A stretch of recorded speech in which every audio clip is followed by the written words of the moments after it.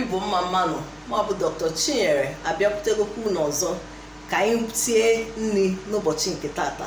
Ihe anyị nwere taa bụ isi osikapa n'ụzọ pụrụ iche nke ndị bekee na-akpọ native jollof rice. Anyị ga-eji sie ya bụ nri bụ azụ ọkpọọ, azụ amịrị amị, okpei, mmanụ nri, mmanụ Igbo, ose, nchụanwụ, nnu nakwa osikapa.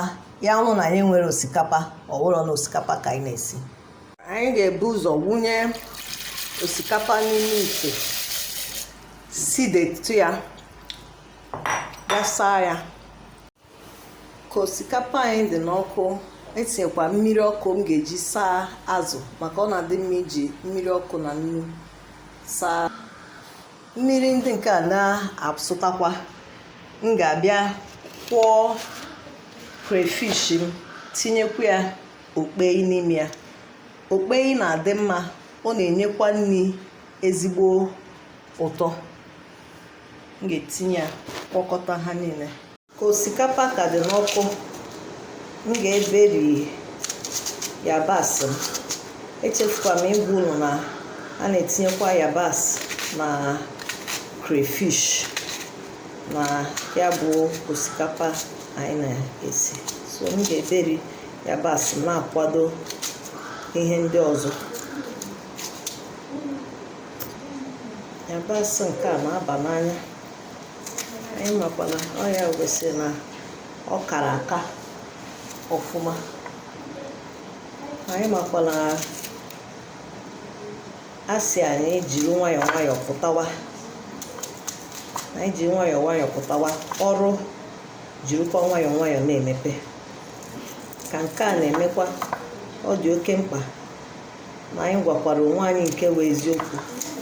Ya bụrụ na o nwere ihe anyị nwere ime n'ezi, ọ kakwa mma ka anyị nọrọ n'ụlọ ka akwụsị mgbasa ọrịa ọjọọ nka dakpọrọ ụwa niile.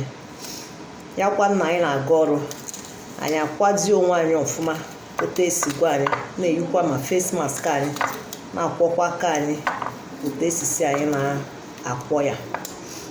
Anyị chetakwa na ka anyị hapụ ị na-anọ n'ebe ndị mmadụ, ọtụtụ ndị mmadụ nọ, ịnọrụgodu inye mmadụ ohere, anọketekwana mmadụ, akpụketekwana mmadụ nso. Anyị makwa na ugbu a enwere ike ebidocha ọrụ, onye ifube na izu ụka gara aga, ị nwere ike ịchọkwa ka emetụ ya aka, ka unu kwekwa n'aka.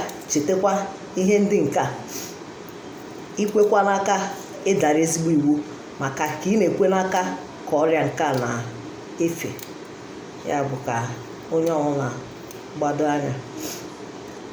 Sachara osikapa anyị, sachaa azụ anyị, desa n'akụkụ. Anyị tinyezi mmanụ nri n'ime ite, tinyekwa ya n'ọkụ ọchatụ. Ka ọ chatụ, anyị tinye yabasị. Anyị ga na-atụgharịkwa ya ka ọ hapụ ire ọkụ.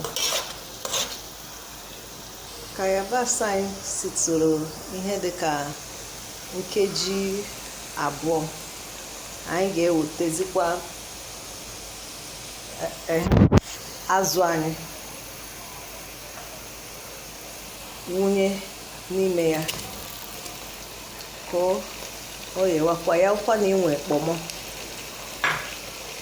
kịta ka ị nwere ike itinyekwu ya.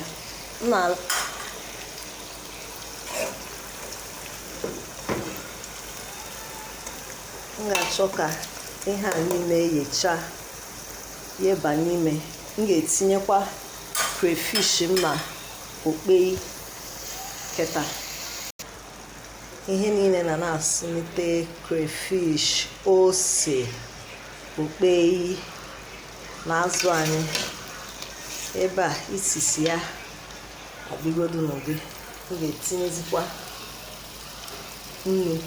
Anyị makwana anyị na-etinye nnu, jiri nwayọọ maka na anyị achọghị ka nnu karịa ya. M na-awụnyezi osikapa m sara asa, m tinyechazịa ya, mgbanye ya mmiri maka achọrọ m ka mgbafee ya mmiri ekwu. M ga-agbanyezikwa mmiri. Achọrọ ka mmiri see ya n'elu obere. Unu na-afụkwa ihe na-eme ebe a.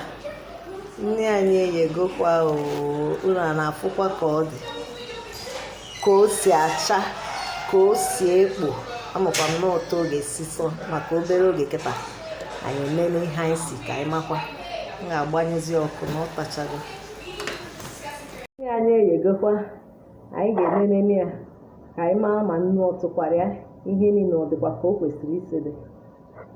Ọ ka dịkwa ọkụ mana anyị ga-eji ya otu ahụ na nri nka otu o si ekpo okwu ezimobido.